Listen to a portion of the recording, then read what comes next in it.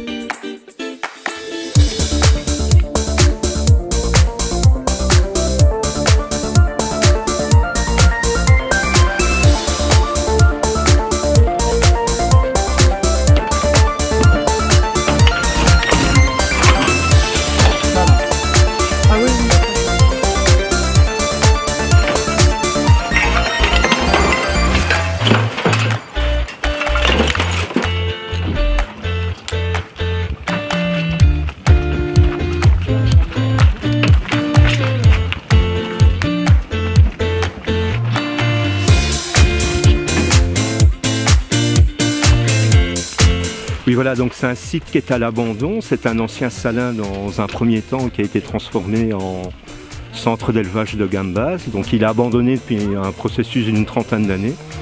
Et avec toutes les séries de coups de mer successifs, les laisses de mer transportent avec elles des échantillons de plastique, des restes de bouteilles, qui appellent après d'autres déchets qui sont volontaires. Une fois qu'un site est contaminé, ça appelle d'autres comportements néfastes. On vient jeter son frigo plutôt que de l'amener à la décharge. Et c'est d'autant plus important que certains de ces plastiques qui ne sont pas visuels, qui sont tous les petits déchets, après retournent en mer, se fragmentent, rentrent dans la chaîne alimentaire parce qu'ils sont consommés par les poissons. Par la suite, les poissons sont consommés soit par les oiseaux, soit par nous-mêmes, où on se contamine petit à petit avec des particules, des nanoparticules de plastique. Et puis, phénomène plus grave, certains déchets sont interprétés comme étant des proies potentielles. Et donc les oiseaux pélagiques, qui sont donc les oiseaux qui vivent en haute mer, s'alimentent de ça, ainsi que certaines tortues, et donc ils ont des problèmes qui se font carrément des occlusions intestinales et estomacales, et donc on trouve régulièrement des oiseaux qu'on ouvre et qui sont remplis de petits bouchons, de briquets, etc. Ce ne sont pas forcément les déchets les plus visibles qui sont les plus nocifs. Par exemple, une porte, un reste de vélo, d'un point de vue esthétique, c'est évidemment néfaste. ça appellera d'autres déchets et un manque de respect sur le site. Par contre, au niveau des chaînes alimentaires, ça n'aura que peu d'impact. Alors qu'un petit bouchon de bouteille de Coca-Cola terminera à coup sûr dans l'estomac d'un fou de bassan qui le prendra pour un petit poisson.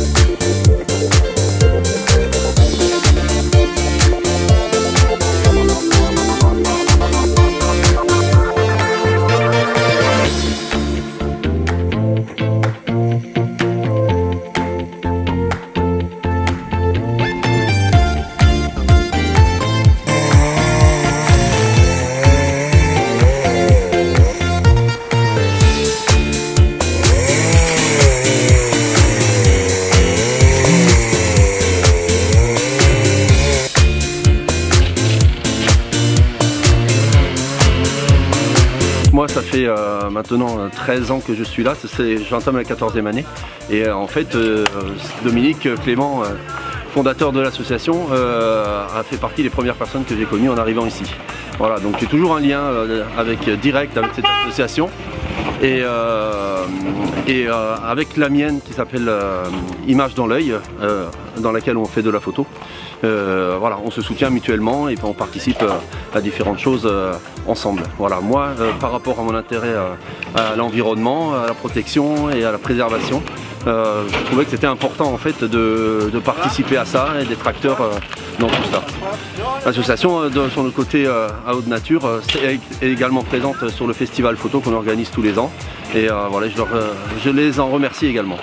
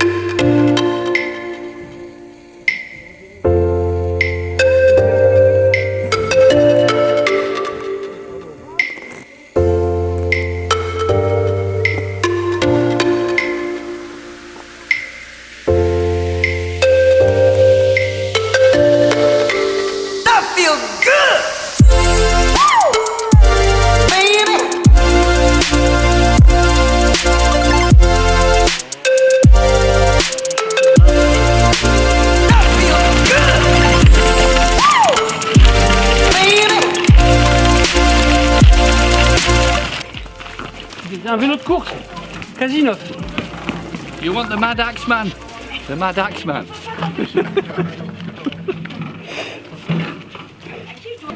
Thank you. Hey ho, hey ho. It's off to work we go. Hey ho, hey ho.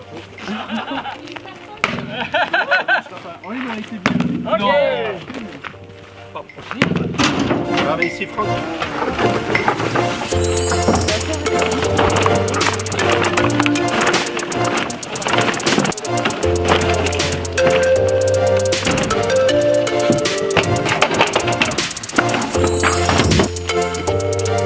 Ça se remplit.